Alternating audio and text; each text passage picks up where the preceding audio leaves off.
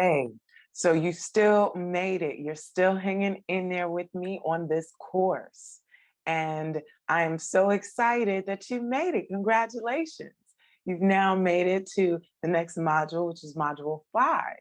And in this module, we're going to be talking about planets and aspect. Now, just as a recap, you learned, of course, the introduction, and then you learned about how to approach it properly. Then you learned about basic compatibility. A lot of those concepts, like I said, I was going to mention later on, a lot of those concepts are going to be coming up in this module. The aspects have a lot to do with the basic compatibility, and you'll be able to catch this once you just keep following along with me and all that good stuff. In the previous module, like I said, you learned about what was the most important points. Know those points, remember those points, because they will help you find out when you're meeting someone significant, because these are when the impacts happen. I also talked about when an aspect was approaching or leaving an aspect or a point. So when a aspect is increasingly coming towards a point versus it's leaving. Saturn is going to be conjuncting the sun by 3 degrees. And then later on, Saturn leaves the sun -3 degrees. So that's something that's a whole nother topic. But anyway, back to planets and aspect. I'm going to go down a list of the most significant aspects that you see in synastry charts and what they mean. One disclaimer I always like, and that disclaimer I'm going to beat into the ground, and that is that no, not one aspect is going to take the entire vibration of the whole chart. And just because I say one thing, there is a plethora of different options and different combinations that could occur with one aspect. So I'm just giving you what my brain can break down for this moment and for this video and to help you. So the reason why I'm giving these explanations is just so to get you into the habit of doing them for yourselves. What does it mean when Pluto aspects Venus, when Mars aspects Jupiter, someone's Jupiter? Eventually, the more you hear my breakdowns, eventually you'll be able to expand on those and make your own breakdowns. And that's the goal. That's why I do these. That's also why I do the Planets and House series and so on and so forth. It gives you an idea and it gives you the ability to be able to do it for yourself, because eventually you're going to be proficient in this and you're going to get it down pat. In this series, I'm going to go from the sun to Jupiter, and I'm going to talk about what the most significant aspects that stand out in between two partners. What is it about this aspect that can help the relationship, not help the relationship, and so forth? So planets and aspects, we want to think about the planets first. And so before I break down their aspects of each planet, the aspects of each planet, I want to first talk about what's going on with each planet. So I'm going to start with the sun. The sun is about the path of true fulfillment for the relationship. What is going to be the true expression of this partnership here? What are the ego expressions? We know that the sun is what makes us joyful about the other person. What makes us proud of the other person? What gives us, where do we want to have some form of authority over the person? As the sun rules authority. So this is what we're dealing with when we deal with the sun imposed on another person. As I may have said before in my previous videos, that it's really important when you're doing synastry to make sure that you understand the condition of the planets by themselves. And that just correlates to the whole thing of, oh, you got to get yourself together, or you got to be one with yourself before you can be one with another person. That's just, it's a saying, because I know a lot of crazy people that are in great relationships, but whatever. What it is about is, okay, does that sun correlate to your sun, and what is the condition of my sun? Do I have a good relationship with my father? Do I have a good relationship with authority figures in my life? The people that are over me? Am I good in dealing with authority when I'm at the top? all of that is going to be seen in the natal chart. Now, when we get to the synastry chart, we're going to see how that sun is working out with another person. And if it's working out good, okay, we know it's good. But then if it's working out bad, we know that it's going to be really, really bad. Now, we want to deal with what the degree orb is when it comes to the sun conjunction, because there's something called sun combust. And that is when a planet is within 3 degrees from the sun. I personally think, only with an exception to Venus, whether Venus is the morning star or the evening star, but that is just my opinion as an astrologer. So I don't really know for sure. But I will say that, yes, it has been said that when the sun is too close to another planet within a 3-degree orb, then it is considered combust, and the sun will burn that planet. The sun will make it harsher for that planet to express itself. And this is seen with Venus. Some have said it is also seen with Venus as well.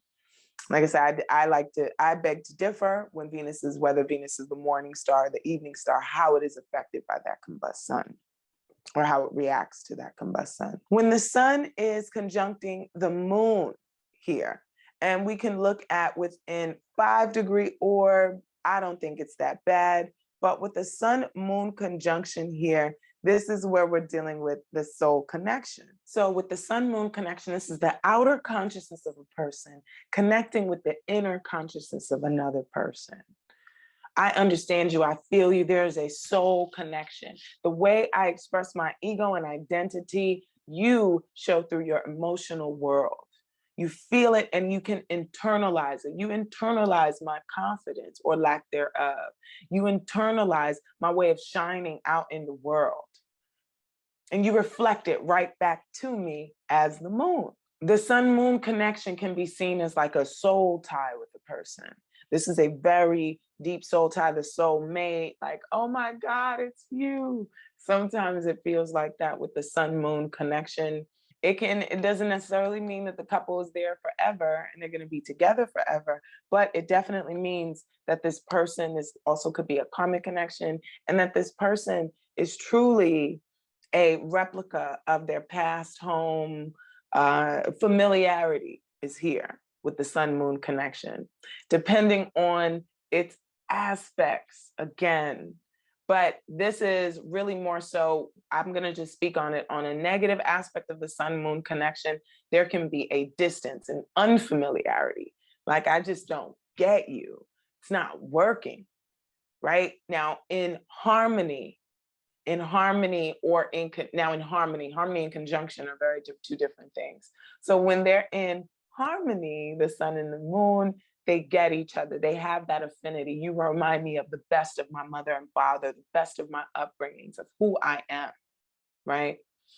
Now, when this is a conjunction, sometimes we have to think about what they're doing individually again, because it can be a combination. This person has authoritative issues and the other person has mommy issues and does not know how to emotionally handle themselves. Then this can be a really uncomfortable match. And it'll be seen, it'll be shown by the way what planets are there, whether it's a square or whether it's an opposition. But at the end of the day, I always say that the sun-moon connection is the ultimate, you remind me of my mom and my dad vibe. Then we get to Sun-Venus. So that person, the sun person's ego expression brings pleasure to Venus. When they walk around and they strut their stuff and they exude who they are to the world, Venus finds that very pleasurable. They enjoy it, they love it, they covet it, they value the way in which the sun expresses their self-esteem. Now, when in combust, sun creates some aggravation to Venus and makes Venus feel as though they need to be more aggressive. Venus probably just doesn't feel safe. And when people don't feel safe, they get more aggressive. You back up a peacock or some kind of crazy bird in a corner, it's going to raise its feathers and get more aggressive because it feels threatened. It doesn't feel safe. So a lot of times with the sun being too close to Venus, Venus becomes more aggressive, agitated, irritated. It's not getting what it deserves. But I still think if it's not too close And then Venus is I believe it's the morning star. Venus is the morning star. And basically it's not, that's Hera Venus. It's not necessarily coming before the sun, it's coming after the sun. So I believe it's the evening star. It's not, so when it's there, it's not as aggressive. So then when the sun combusts it, it's not, or if the sun has to combust it at 3 degrees, it's not so intense. But at its best, the sun is the joy that we have in our lives, and Venus is pleasure. So this is joy. I get joy in bringing you pleasure as Venus. And as sun, I get pleasure, right? When I see you are in your own joy. And as the sun, when I'm in my joy, I find joy when you are feeling most comforted and pleasured in life. This is a good time. This is a lot of fun that these two people can have in adorning each other. The sun is proud to be with Venus because of its beauty, right? Your beauty, the more beautiful you are, the more confident I am in myself. And depending on where the sun is, let's say the sun is in the relationship, the sun is on the descendant when I talk about houses. So the more beautiful you are, the more proud of this relationship that I am. If this is a square and this is a bad issue with Sun and Venus, then they will feel this, they'll feel a tension towards each other in a pull. But once again, it's a lack of affinity. I just can't enjoy myself with you. I don't get it. I'm not valuing how you express yourself, Venus saying to Sun. I'm not valuing your ego expression. You're too overconfident. Your boastfulness is not pleasurable to me, because Venus is what we find pleasurable, and it's also what we don't find pleasurable. It's about pleasure, period. Another significant aspect that we're going to talk about is Sun and Saturn. We're dealing with the Saturn's restrictions here. The sun wants to express itself, the sun person. That's their ego. That is their life force. Now, I know what I'm going to say is pretty controversial, but it can happen. When the Saturn person has a conjunction to the sun or a square to the sun, when it's in a low vibration of it, the Saturn person can literally suck from the life force or create illnesses that may hinder the life force in some way. The person may feel that they have to keep striving to better their health when Saturn comes along. Now, the Saturn person may also reveal health issues. It may make them get more responsible about how they're dealing with their life force energy.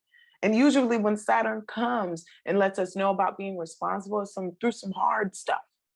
Something terrible happens. And then we're like, oh my God, I gotta be more responsible. Oh shoot, I wasn't taking this seriously. And now, oh man, but I learned this lesson. That's how Saturn usually works. So that's what the Saturn person brings to the Sun person's energy. If they've been too cocky, if they've been thinking they've been all that, then Saturn's gonna come and it's gonna knock them off their high horse. For example, the Sun person has just got a record deal.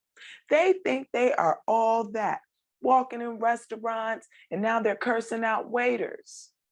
And they're cursing out waiters, and they look to the Saturn person. They're like, yeah, man, take my card. And they look to the Saturn person. It's like, hey, do you have my card?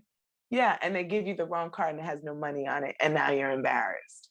And now you realize, hey, you know what? I'm just a regular human. So what? I got a record deal. Sometimes money might not be in the bank. And I know that might be a weird example, but that is one way.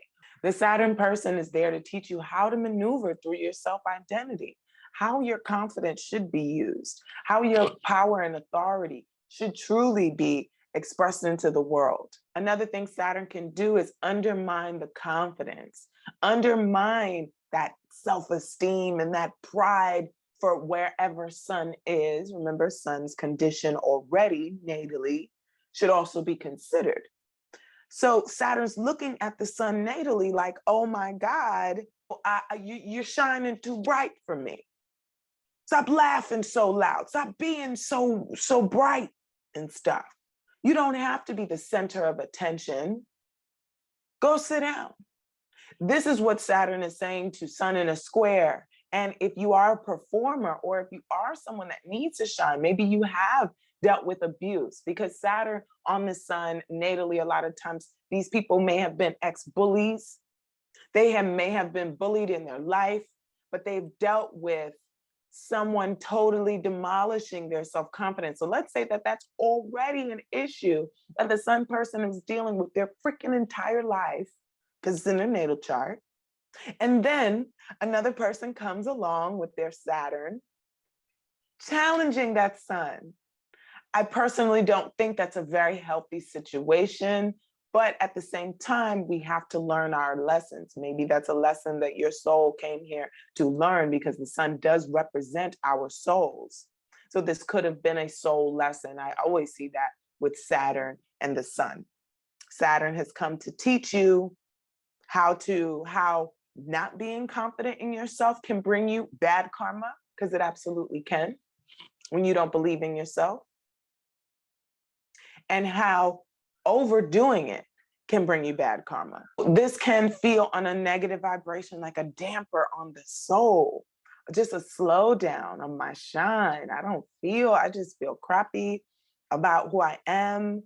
You know, this could also be a blockage to your parental figures, maybe father figures. You may not be able to access as easy, or there's some reason that they have been cut off from your life when dealing with this person, or this person increases that probability that you may not be able to be as close to your parental figures, or that it comes to an end. Now, on a higher vibration, this could be a person that helps mend those relationships. They can be the person that says, hey, you need to be more consistent. You need to send your dad Father's Day cards more often. You need to be there for your family more. Remember, the Sun is also our vital energy. How hyped do we feel about just going throughout the day?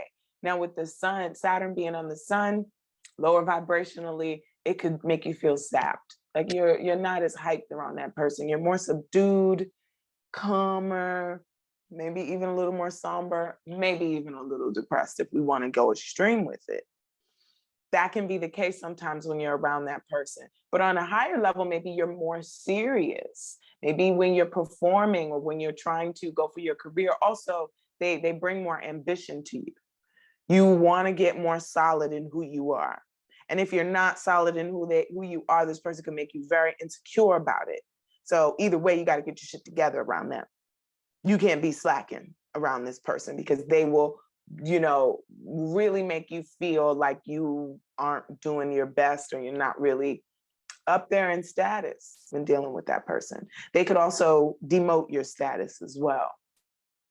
Once again, there's just so many different equations that can come from each aspect. I'm just trying to give you as much as I can, once again, to develop your practice so that you can start adding on to it, knowing what these properties are with each planet and adding on to it yourself. So use me as practice. So now we're going to talk about the moon in synastry. The moon is our emotional affinity with another person. Can I live with this person? Could I stay with them if I was feeling uncomfortable, or if things got really chaotic in my life? Do I feel like they would take care of me? Do they care for me? Do we have a familiar connection, right? Is our family connected? Can our family be connected? How do I emotionally react to you? Are there certain areas, of course there are there certain areas where you have a higher probability of getting an emotional reaction from me? This is what house the moon is in. Because sometimes people don't react too much to when you are at work versus when you're at home and you do something. My emotional reaction may be more intense when we're at home and you do some crazy shit versus when you're at work and you do something crazy. Or if you're at work and you do something crazy, I get nervous about the stability. When you're at work and you do something crazy, I might get nervous as the moon person that, hey, that's going to threaten our security. If you don't got a job, we're not going to be okay. I am disturbed that you were acting up at work, and so on and so forth. So that's what the moon entails. How do I emotionally react to you? How do we emotionally react to each other? And do we understand? Or do we even flow emotionally together? One moon aspect that I love, love, love, love, and it's so hard to not, it's so hard to leave this person alone because this is genuine love. I think genuine love, similar to Sun and Venus, true love, they call it. And what true love is to me, true love means it is real, authentic, and genuine love, mutual love that is at the same capacity for each person. That is true love. So Moon Venus is, I care for you. I enjoy caring for you. Venus says, I enjoy how you express your emotions. I enjoy how you care for me and things. I love your family. I enjoy being around your family. Your mom is awesome to me, right? You're familiar. The moon says, hey, I think this is a very powerful connection when it comes to love and marriage. If you're looking for love and marriage, a moon Venus in nice aspect trine, semi-sextile, good aspects of moon and Venus, I believe creates a sweet bond. It creates a familiar, comfortable bond. It's easy for the two to get real lazy in the square, especially, but I think it's easy because it feels so good. This is a couple that's going to want to eat and be merry and look good doing it because Venus wants to relax and enjoy it, and the moon wants to feel comfortable, comfortable relaxation. The moon feels comforted the more that Venus brings pleasure to the relationship, the more that Venus, the more connection that is made, the more working together in a partnership, the more secure the moon person feels because they're able to work in a partnership, in a union. The union brings security to the moon. The emotional connection brings happiness, brings pleasure to Venus. Venus values the emotional connection and expression. This is a very, very awesome aspect to have in synastry. And with this one, it is a big indication that you two just have a genuine, good feeling, good vibe for each other. And sometimes you don't need love and marriage. You don't even need marriage. You don't need sex. This is just good to be around someone like this. It just makes you feel good about feeling good. The next aspect concerning the moon that we're going to talk about is Moon and Pluto. Moon and Pluto, we're dealing with the emotional affinity and one's ability to use their power correctly or incorrectly. Is the Pluto person in control of themselves? Have they mastered that this lifetime? Are they really good at being empathetic to other people? Because you need a lot of empathy as the Pluto person with this aspect to Moon. There can be on a lower vibration, the temptation for Pluto to emotionally manipulate the moon so this would equal emotional manipulation. This is power over the emotions. This is the moon kind of being like a puppeteer. Pluto wanting to trigger certain emotions and trauma to get the reaction they feel. The Pluto person may feel, this is all low vibrational here, but the Pluto person may feel as though they are gaining power with every emotional reaction the moon person gives them. Every time the moon cries, the Pluto person may feel stronger. This can also result in the Pluto person being able to have control over the family ties of the moon person. Remember, when it comes to aspects, you want to always look to the older planet to see which planet is doing the pushing and the pulling, which planet is leading and dominating. And the planet that's leading and dominating in energy is usually the older planet. So we look to Pluto. Being the older planet, it's pushing down on Moon, which is a very receptive planet. This can be quite traumatic for the Moon to take in the trauma. This makes the Moon very turbulent. So with that Pluto Moon, the Moon person may find it that they're constantly emotionally unstable, feeling that they're going to the depths of their emotions, obsessive thoughts, obsessive emotional states that they cannot kind of move themselves out of. Now, Pluto always wants to break shit down. So Pluto says, I'm going to break you down emotionally. This could be for good or bad, because maybe the Moon person does not have quite a mature or healthy emotional expression. So the Moon is going to shut that shit down completely. And the Moon wants to rebuild and make it better. However, it's a horrible situation when Pluto does not. Pluto just wants to destroy, and literally will destroy your emotional health and not build nothing back up, just walk away for you to rebuild your own self. Because once again, this is about power plays.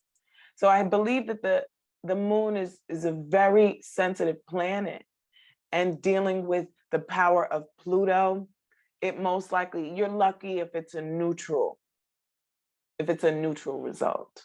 And don't forget, Pluto's also a healer. So Pluto can also transform and heal the Moon's emotional disturbances. It wants to change the emotional reactions. Now I'm going to move on to Mercury in synastry. When we're dealing with Mercury in synastry, I think it's one of the most important planets that gets really ignored, kind of like the third house. It's just one of those things that people skip over, but it's the basic component of any relationship. Can you talk? I don't care how the sexual attraction is.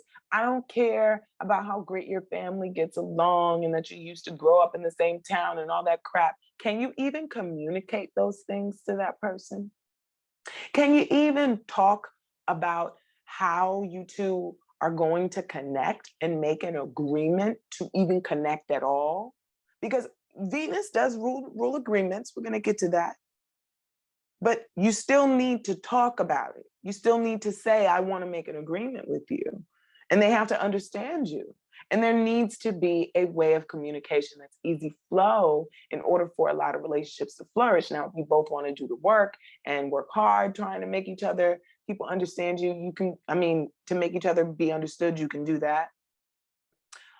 Or you can find someone where you're compatible with. Their Mercuries are compatible. But if you want to stick around, here's what Mercury in synastry can do.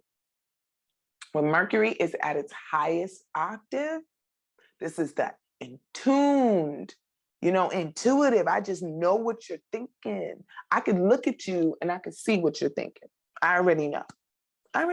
You want me. We're going to have a good time tonight.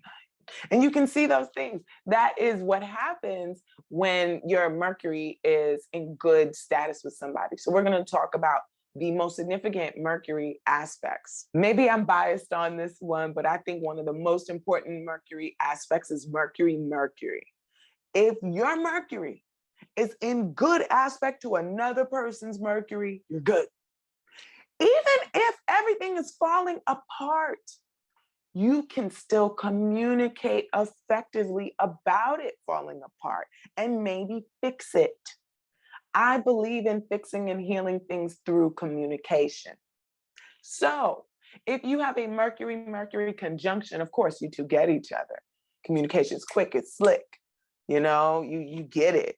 I know what you're thinking. I can pass that along. Yeah, that's what you probably wanted me to do this, right? Yeah, I know you did. Those things, that is a beautiful, smooth flow.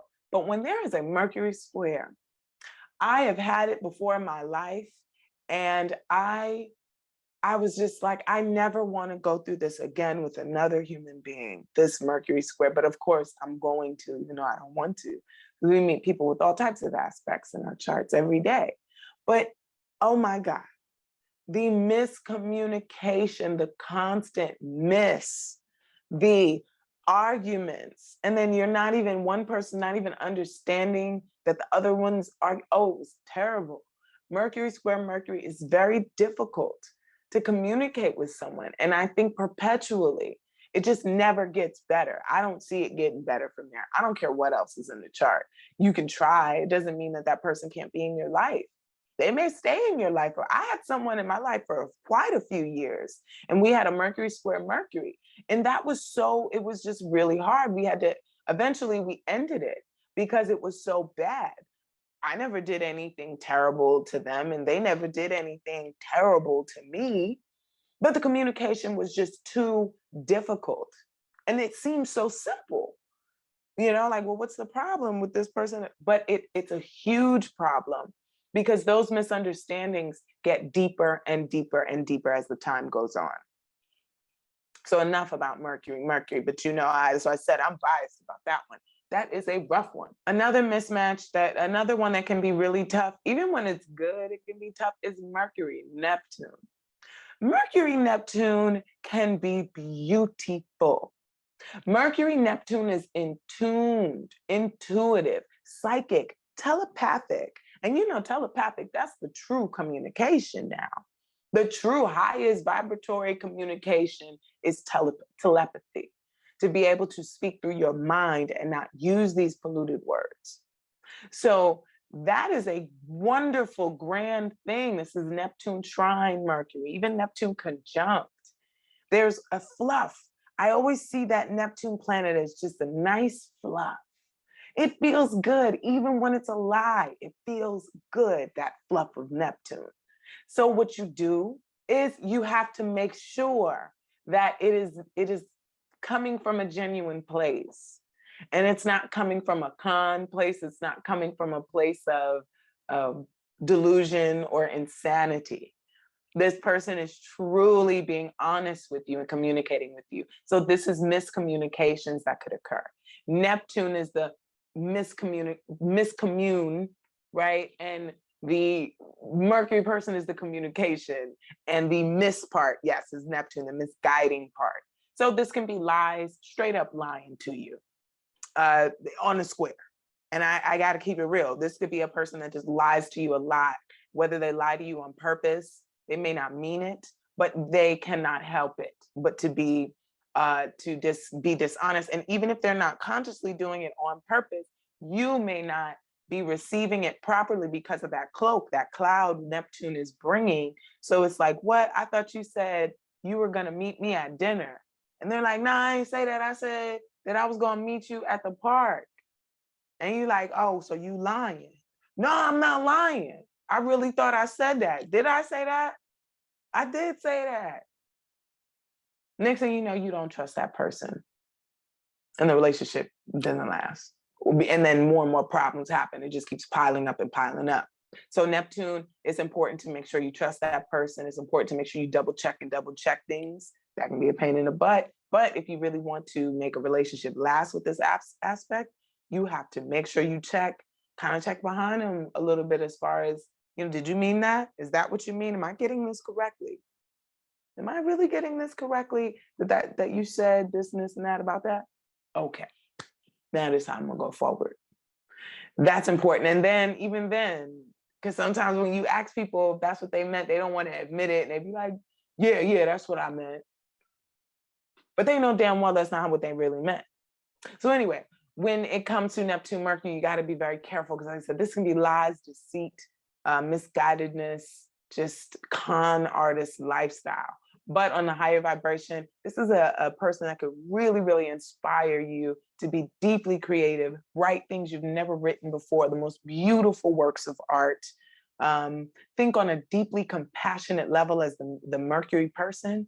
You'll be able to think more deeply, have more love and compassion for people, more spiritual. You'll be able to see the other worlds with this person, explore your spirituality much, much deeper with the Neptune person around. So now we get to the sign of Venus. Venus is about what we value. Where Venus goes towards another person in the relationship is what we value about that other person, what we value about the other person's area of their life in their houses, okay? So you go to their fifth house, I value your children. I value how you parent your children. Okay, I appreciate this. Venus is what we desire about the partner, what I want from you, what I want, what I want. So Venus can denote sometimes, we like the same things. I like what you like what I like. Now, I like Venus. Venus, it's funny because the positive aspect of Venus, it's cool, it's all right. But when it's a square, and when the bad part of Venus square Venus happens, it stands out so much stronger than the trine. And they always say, you take for granted trines, but the squares make you move your ass and make changes happen because that's square. You don't like the styles. You guys have different tastes. Now, this is difficult in romance, but it can happen. I've never had it personally, but it can happen. But you guys don't like the same things. And I'm sure you out there watching this have been in relationships where you two just don't like the same things, but you still function. You may not appreciate each other's beauty. You may not appreciate each other's style or like the movies they like or want to go to the parties they like or do the things that for pleasure that they like. And that's kind of difficult because when you're in a relationship, you want to come together in pleasure. You guys want to go like, yeah, I like doing this. Well, I like doing this too. Let's do it together. That's always exciting. So it's difficult with the Venus square Venus or Venus poor aspect because now you're trying to figure out how to gain pleasure from each other. What is it about you that I enjoy? And if you don't feel valued and neither person feels valued, it's difficult for the relationship to keep going. I think Venus Mercury is pretty cute. I like that because, Venus, it makes Mercury's thoughts a lot better. It makes Mercury's thoughts a lot sweeter. Mercury speaks a lot kinder.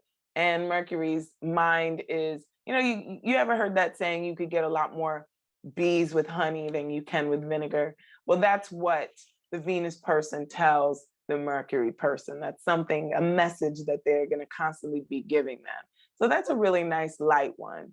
Of course, everybody knows about Venus, Pluto. I'll talk about that later in the Pluto section. But you have Venus, Pluto, Venus, Saturn is a tough one. I'm going to get into those ones too. But we're going to move on to the next planet, and that's Mars. Mars in synastry. I think it is another really important factor in synastry because it says, what do you want from this? Next to Sun. Sun and Mars kind of give it both, when it comes to Sun, Mars, and Venus. Venus, of course, represents the relationship. So that's the condition to me of the relationship. But Mars is, how am I going to get it?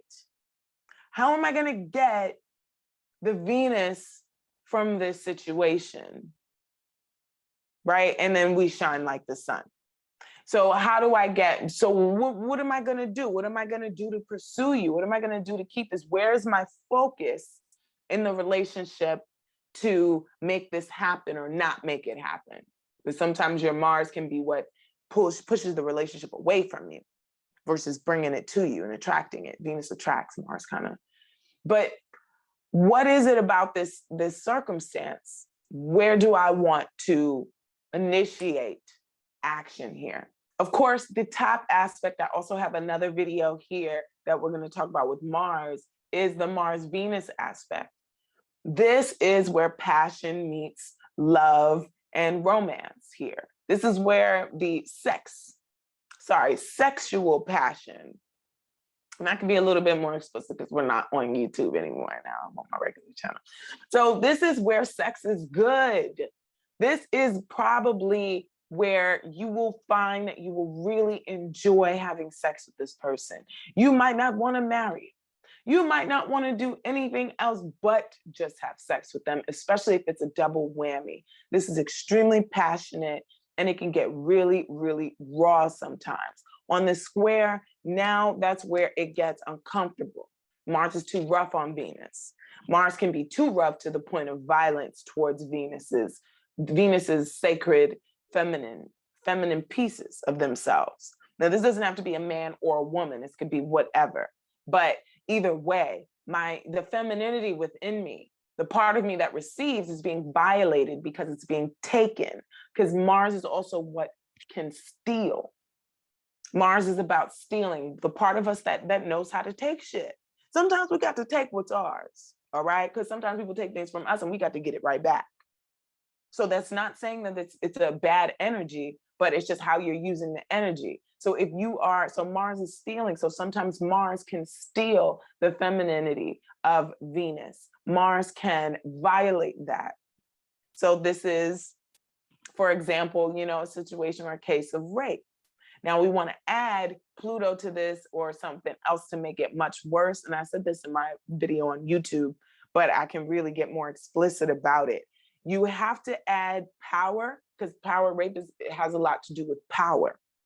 So you would have to add power in this mix. With just Venus and Mars being square, that is not an indication just alone to say that somebody's going to do that. But it adds to that component. If you see that in that situation, we're dealing with aggressive energy, overtly aggressive energy to Venus when it's a square. They're not matching up. And even when they're actually in the act of sexual intercourse or any type of sexual involvement, it may hurt, it may cause pain, it may cause some type of a swelling or problem. The Venus person may also be extremely frustrating to the Mars person because they're like, come on, let's do this. Whatever we about to do. Why are you just sitting around? And that can make the Mars person even more agitated. Now, the thing that happens here sometimes with the square, it's two people that really like each other. They're really turned on with each other, but maybe they don't know how to approach each other. Maybe they're in different states. Maybe they cannot be together because they're married and it's extramarital. So they couldn't do this. So this creates a frustration and an arguing. That energy has to go somewhere. Sexual energy always has to move. Whether you move it through exercise, whether you move it through creative arts, sexual energy has to move. So when you two people are not moving sexual energy, it turns into the opposite of that energy, which is aggression, arguing, fighting. So these are literally two people that could be fighting and arguing because they want to have sex. Literally.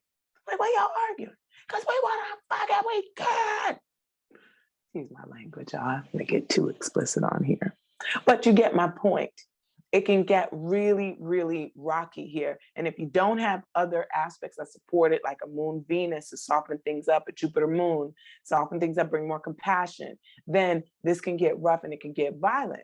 But on the positive side, yes, this is probably going to be some of the best sex you could have, some of the greatest times you can have, the biggest thrills, right? The most pleasurable thrills. And they constantly initiate you, that Mars person, to gaining pleasure in life. And you get it with more gusto. And you are more focused on pleasing yourself now, Venus, with Mars coming into your life. So now we get to Mars, Saturn, and synastry. Mars and Saturn, we have two malefics. I always use this, remember in module 2, basic compatibility. So what's going on? We have Capricorn and we have Aries. How many spaces is Aries from Capricorn? It's 10 spaces. 10 spaces is a square. But you already know that. And if you don't, just pull out your chart and you can look at it and see. So we already know this conjunction is nasty. Straight up. It can be nasty. It can also make somebody work really hard natally or transit-wise if it's just an individual. But in a partnership, it can slow things down.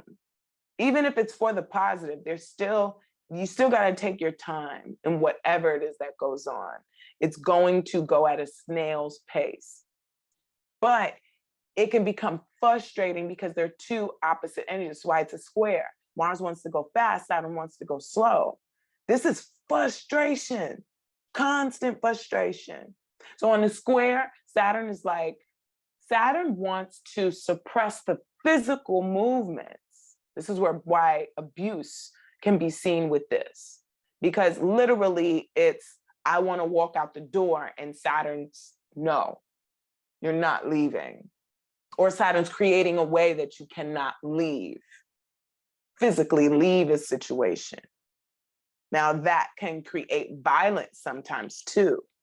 and abuse because somebody's going to want to retaliate. Mars is a fighter. After a while, you can't suppress Mars. Mars will blow up.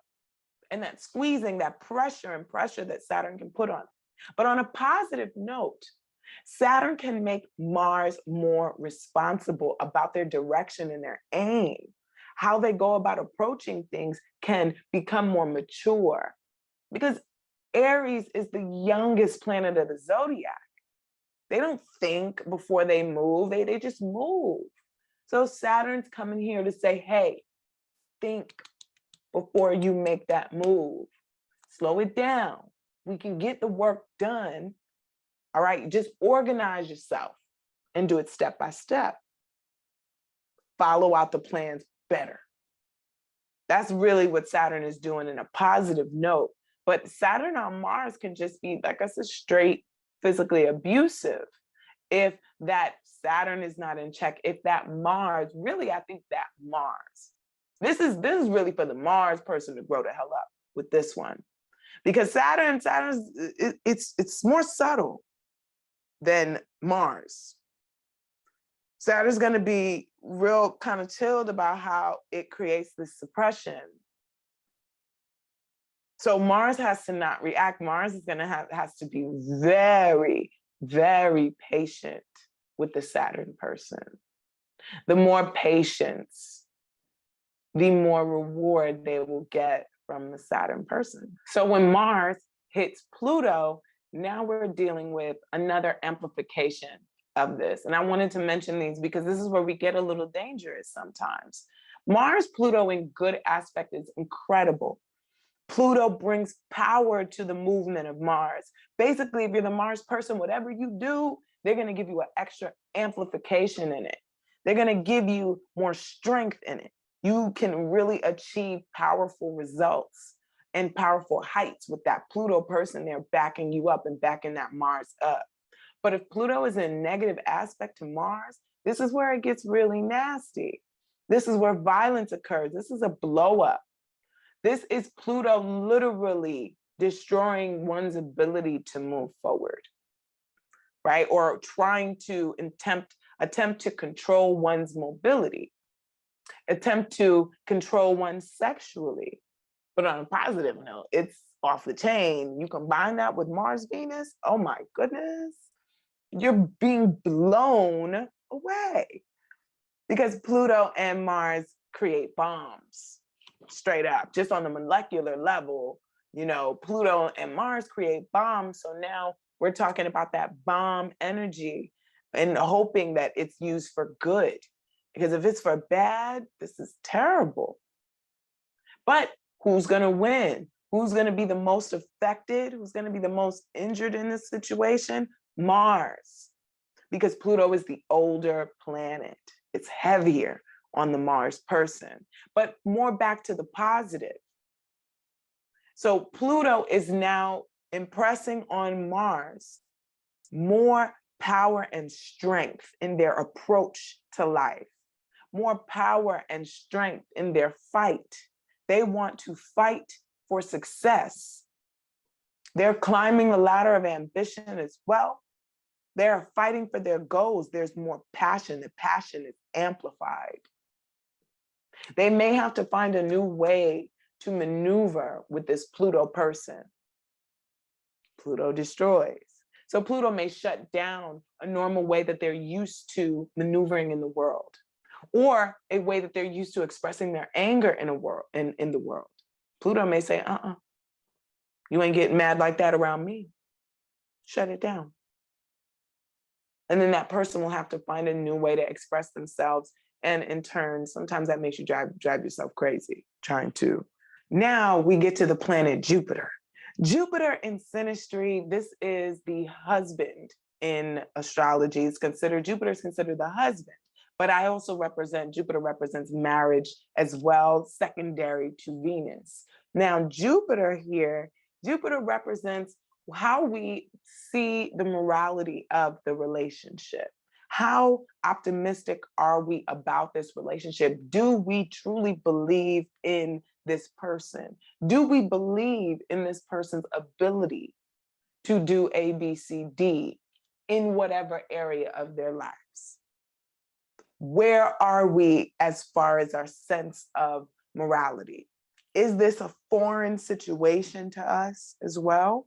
Because Jupiter is also what is foreign to us. So Jupiter moon aspect is a really lovely aspect because Jupiter, what Jupiter moon says is that it's okay, it is safe to hope for a better future.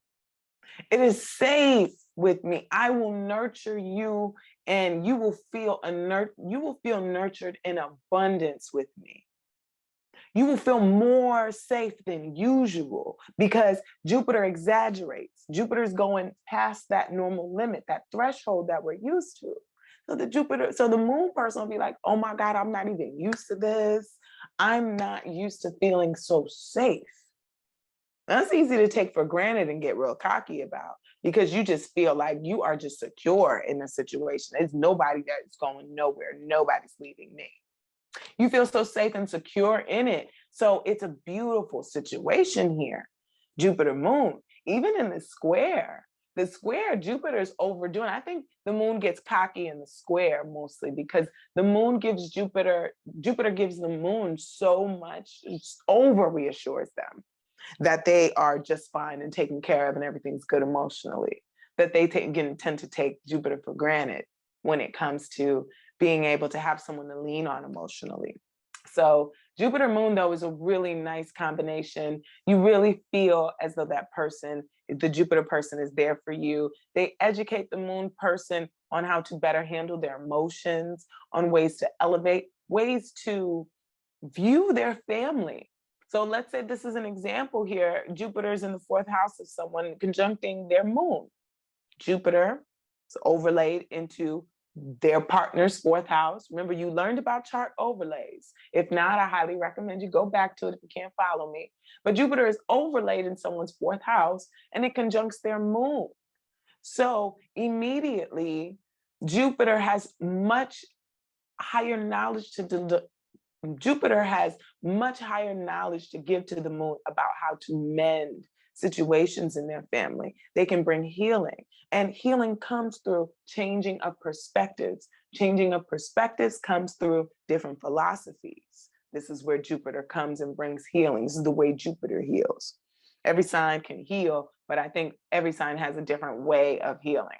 I think this is Jupiter's way, where it can say, hey, change your thought. I'm going to reframe this like they use in NLP.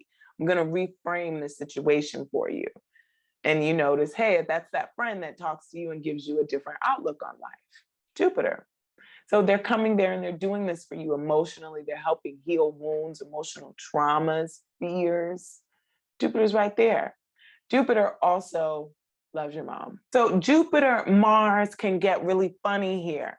Jupiter whatever Jupiter touches, it increases. Oh yeah, even with Jupiter moon, Jupiter increases the emotional reaction.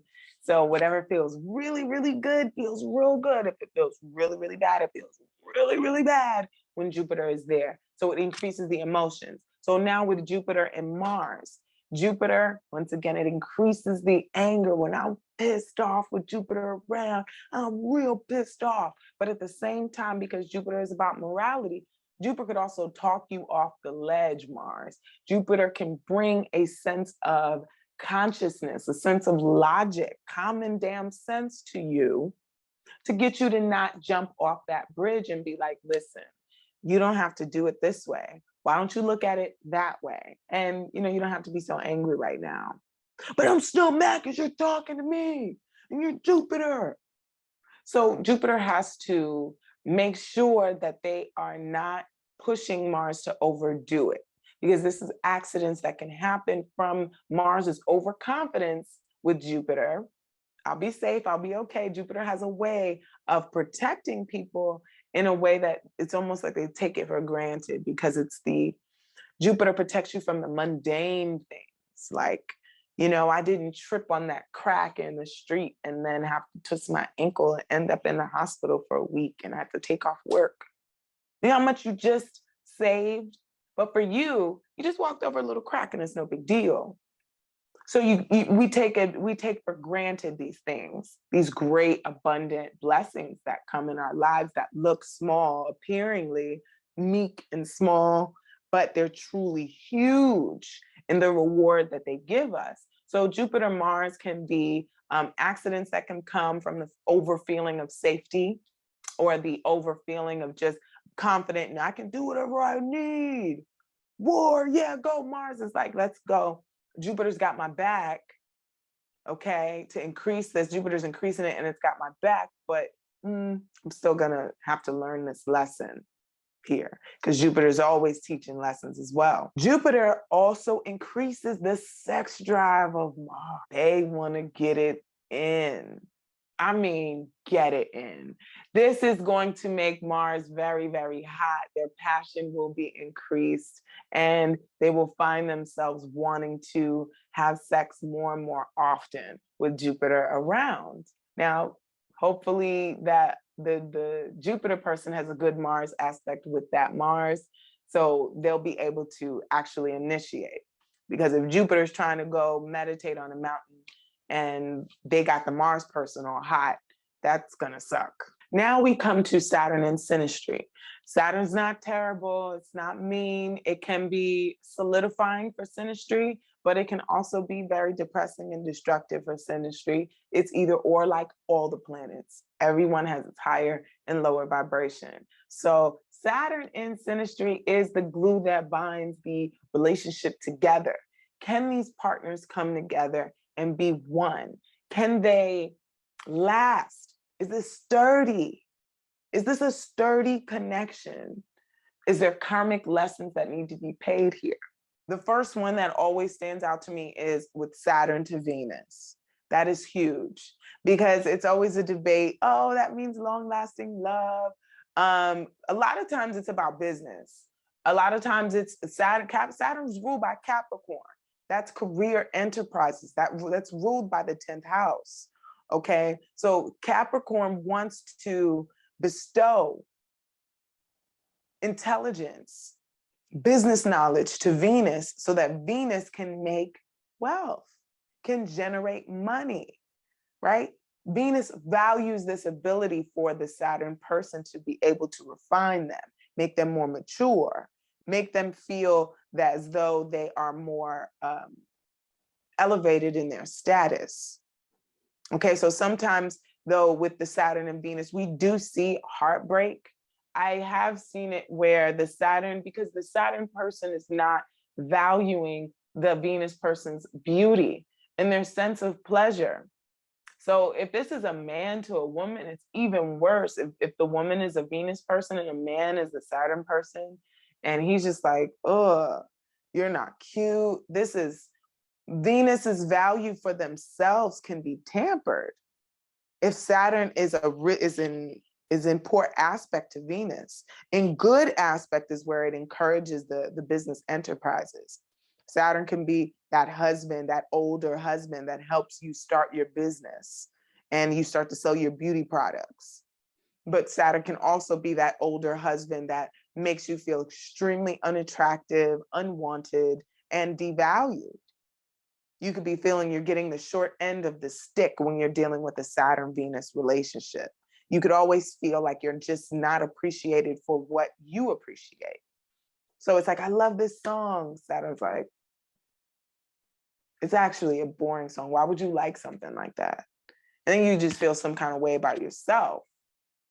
So where Venus is and where Saturn is where we're trying to either solidify or ground the relationship or where we're trying to separate from the relationship. So Saturn square Venus can be the typical heartbreak separation.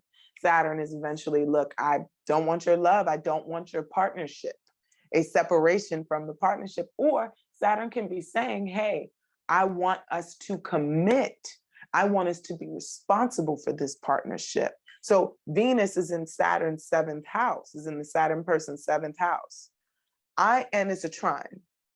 I am responsible for this relationship. I am responsible for you wanting to partner with me. That's important. You want someone to feel responsible for being with as You want someone to be responsible for being in a relationship with you. Because when they're responsible, they'll take accountability for whatever happens. Venus here starts to get more control of what they pleasure. Their taste gets more refined. They tend to like older things now. Venus knows what to do with their money. Venus now is more organized with their finances. They're investing, they're getting it together with Saturn there helping Venus and guiding Venus. Venus makes Saturn feel young and makes Saturn feel like they are not so cold, the Saturn person. Venus may even make Saturn feel good about being older. They might not feel so bad when the Venus person is around. Pleasure can be enduring when it's doing really well. But on the bad side, Saturn once again criticizing Venus's looks. Venus what Venus likes, these things that make Venus's femininity. Venus might even feel that they need to be harder around the Saturn person, or that they can't be as sensitive and soft around them. Saturn is a criticizer here in the negative aspect. Now we get to Saturn Moon. This aspect, it can be good. It can be really wonderful when Saturn is conjuncting the moon, and when Saturn is trine to the moon. Now the moon feels they have emotional security. It might not feel as exciting and fanciful and wonderful, but they know that that Saturn person is there for them emotionally. They feel grounded emotionally when the Saturn person is around. Saturn has the moon's back. So now here on the lower vibration, Saturn tends to depress the moon. Saturn emotionally restricts it, makes the moon feel that they have lost. The moon feels neglected emotionally, because the moon is the affection that we can receive. So Saturn is restricting that affection. Saturn's not giving affection, so the moon may not feel as though they're just getting loved on or they're cared for. The Saturn person truly wants to make sure the moon has what they need in a positive aspect, but when it's not, the moon, Saturn could care less about what the moon needs, could care absolutely less. If anything, Saturn could be stripping the moon from their needs and starving them. Starvation is Saturn on the moon. So I'm starving you from my affection. I'm starving you financially. I could just be starving you, a Saturn moon person. And it's horrible if it's a parent-child situation, that there's a Saturn moon connection, because that means that there's a neglect there of some form, if it's a square or a lower vibrational one. But the biggest thing that happens a lot is that person can bring depression, bring separation from the family, and they may feel that they are not able to express their emotions. But when it's stable, the moon feels so safe and can go forward, actually being who they are. They can just show themselves because Saturn is no longer holding them back. Now we're dealing with Neptune in synastry. So when we got Neptune in synastry, we have the spiritual components here. We have the unseen part of us. We have where we cloak things, where we make things confusing, where we make things unclear, and where we are psychic as well. So you're seeing someone and their Neptune hits your Venus. That is one aspect that I think is pretty significant, because this again is a beguilement. This is the ideal mate, the dream. Neptune is the dream, our fantasy. What I've been dreaming about, what I've been fantasizing about is your beauty, your pleasure, your femininity, your Venus. I've been dreaming about it. So Neptune to Venus can mean this partnership is a dream come true. And people actually do have partnerships where they feel like, oh my God, I was dreaming, I've been fantasizing about being with this person, and now I'm not actually with them. I can't believe this is real. That's a Neptune Venus situation. Now, the square is, I'm going to make you think that I am the prize, and I'm really not. I'm really not the prize. I'm just trying to make you think that way. I want to deceive you. I want to deceive this partnership. I want to deceive you into being my partner right now. So Neptune on Venus can have its higher and it can have its lower, but at the end of the day, there's still some form of confusion that you're not quite sure. But the trine is a good confusion. It's like, okay, I don't know really what this is, but it feels so great.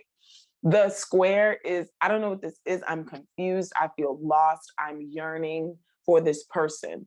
So this is sorrowful, sorrow in the relationships. This is yearning for the Neptune person because you are yearning for the relationship to manifest that just would not manifest. This is karmic hard lessons here. So I think this is a tough one to have, but beautiful in the trine because it's easy, but it's also trines also are about what makes things easy. So even in the trine, it's easy for the Neptune person to deceive you or confuse you or to throw a cloak over your ambitions or what you're trying to do. It's easy for that, and even on a funnier level, like on a light level, it's like, honey, do I look good wearing this lipstick? And the Neptune person's like, yeah, you look great. But that sucker is all over your teeth. They can't tell. They don't know the truth. You got that lipstick look horrible on you. But they didn't necessarily lie to you. You just wasn't really clear about what kind to wear. So technically, they could do it and not mean it. And that's your beauty. That's how you're representing yourself. They can get you confused about how to represent yourself. They can kind of blur the lines about how you should be representing yourself going out into the world or how the partnership can go. There's a constant confusion about the partnership. I see this a lot in gay relationships where, in the types of gay relationships where the parents don't know and the family doesn't know and they don't want to confess to the people. So they try to keep the relationship hidden, but they can never truly be together because one person won't come out and all that stuff. And or situations where somebody feels confused that they could be gay when they're with somebody. That's a lot of Neptune Venus stuff. I'm confused on the type of partnership I'm trying to have. Neptune Mars is another kind of funny one, but it's really unfortunate because what Mars represents is war, fighting. So our ability to go forward and have some type of direction in life.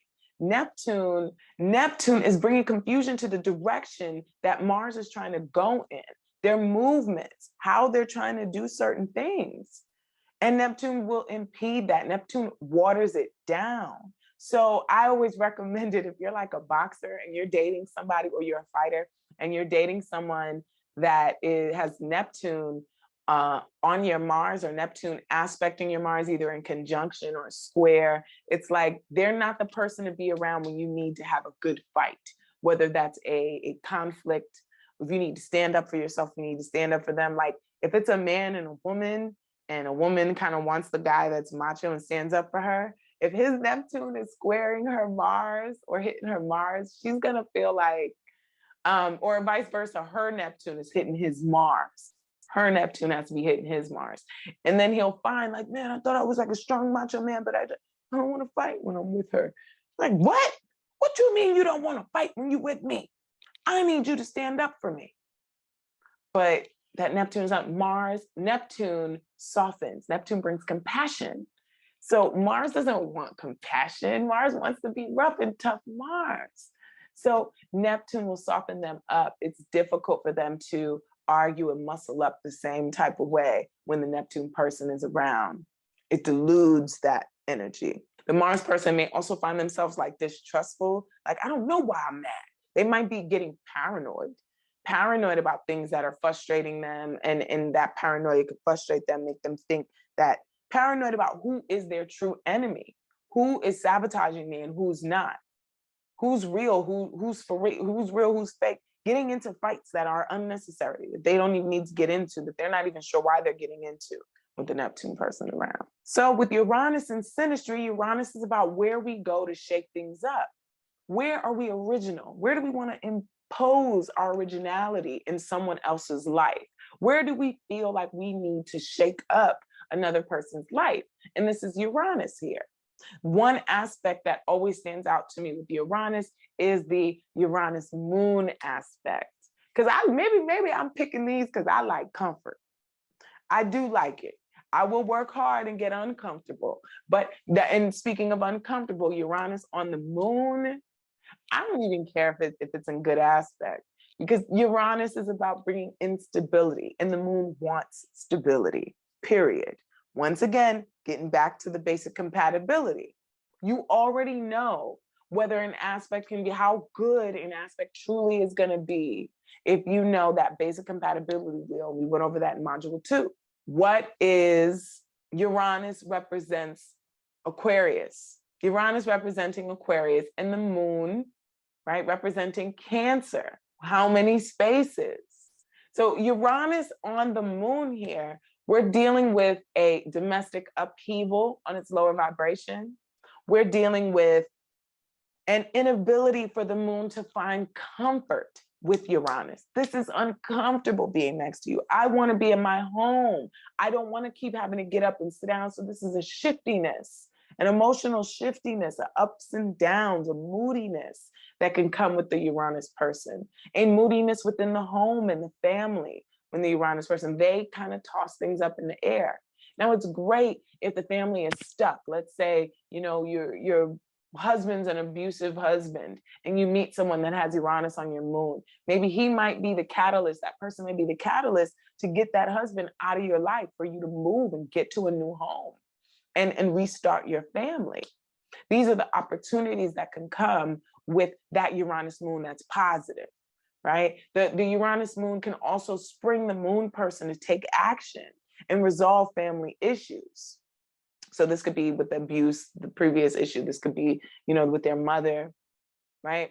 Unexpected separations from the family, where they may not be able to be as close to their family with this person in their life. They may have to kind of make a choice, or to get more sporadic with their visits to the family. If they, let's say, you know, it could be somebody that's been living at home with their mama most of their lives.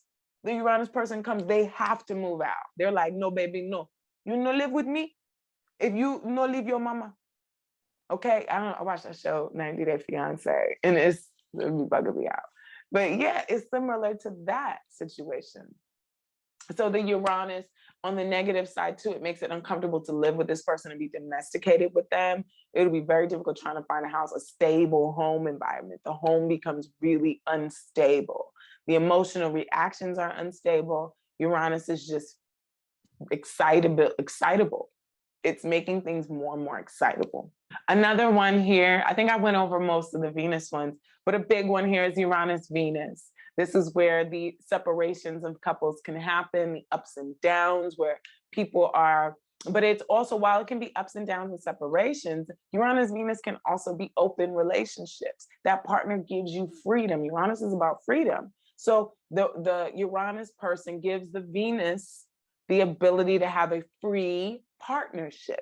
Venus is about the partnership. A free partnership comes, you know, a unique partnership is available to the Venus person now, but as well as inconsistency separations. The partnership Venus will separate the Uranus person doing the separating action. Uranus represents, you got to think about, when you want to understand what action is happening, you got to always know who is the main bully, who's the biggest catalyst, right? The older planet. What is the action that they do? How is it going to affect that other planet? So Uranus separates things. Venus represents partnerships, separation of partnership, if it's a square. Distant partnership, if it's a trine. There's still a separation. Uranus still separates, but it's an ease. It's not difficult. Nobody's angry about this separation. You want to go date Martha? I'll go date John. We'll separate, but it's cool. Now, Uranus-Mercury creates disruptions, kind of like Uranus-Moon. Uranus-Mercury, again, it's the mind of the Mercury person gets erupted and gets messed with. Now we come to the sign Pluto. What is Pluto doing in your relationship? Pluto is changing. Pluto is where you want to make changes, where that other person wants to make changes to you.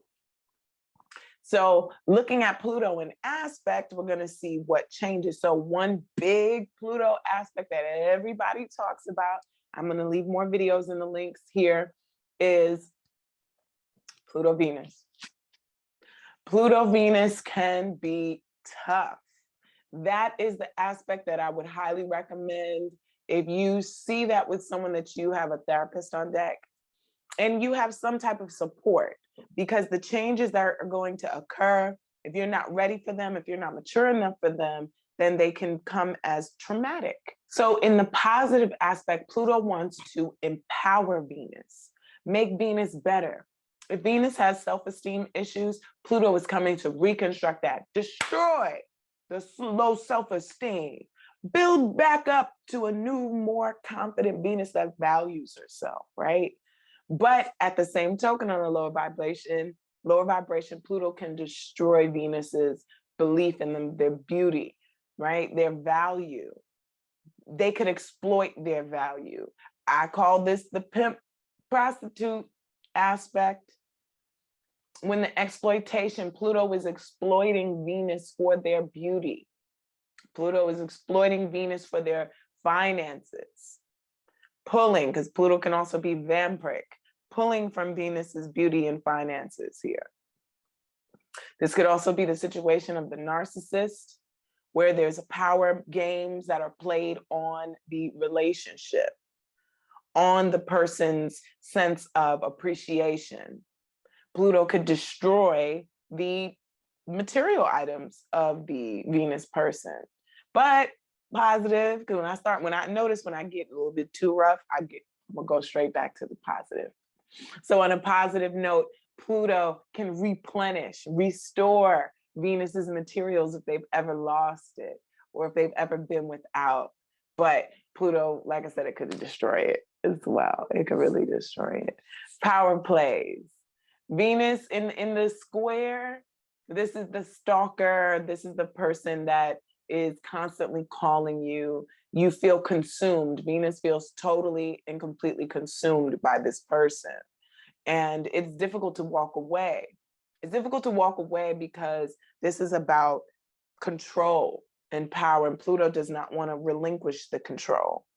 So, I mean, it goes both ways. The Pluto person could also be the person that's constantly trying to hold themselves back from wanting to just devour the Venus person. Venus can find themselves finding more pleasure in, I guess you can say, maybe lower vibrational things, occult things, violence, things like that may start to turn Venus on if they weren't really used to that. When the two connect, now more so on Pluto Mars. So when Pluto hits Mars, this is where the sexual energy becomes powerful. Pluto Mars and Pluto Venus with Mars on that Venus, my goodness, that is really powerful, powerful kinetic sexual energy that one could become very addicted to. Pluto's about our addictions. Become addicted to, obsessed with. So this is why, I mean, I used to get really excited about this, but it requires a lot of maturity and self-control. It's not one of those aspects you want to jump up in for joy about, because you want to just make sure and check in with yourself. Are you really ready for this? Because these aspects can destroy people's lives. Pluto could destroy your ability to, and I wouldn't say totally demolish, because there's always hope. Pluto could destroy your ability to connect to another in a relationship after it, because you're not going to be the same. That's the whole point. You're never going to be the same. Wherever Pluto is going to touch, it's going to transform it to its unrecognizable characteristics. That's what burning things do. If you burn something, it's never going to be the same. You know, it's still there. It's still a brick, but it's a totally transformed brick. So that's what happens to how the person maneuvers in relationships when they meet this Pluto person. If it's a square, sometimes it's for bad. Sometimes they may pick up bad habits in relationships, toxic habits when dealing with them. But it's for good, you know, they will be empowered in their relationships. They will pick better people, do better things. They will have more authority in their relationships. But this can be a very manipulative situation. The prostitute, the pimp, Pluto being the pimp and exploiting Venuses for their seductive, because Venuses also represents the seductress in all of us. Venus represents, on a lower vibration, the prostitute. So Pluto represents the man in power exploiting Venus for her prostitution. Now, when we get to the Pluto Mars aspect, Pluto is now, that's why I had mentioned with Pluto Mars, the sex is powerful. There's an extreme sense of passion, and it can get explosive, very explosive. Both of you two probably would not be able to recognize each other after an experience with Pluto in your synastry charts.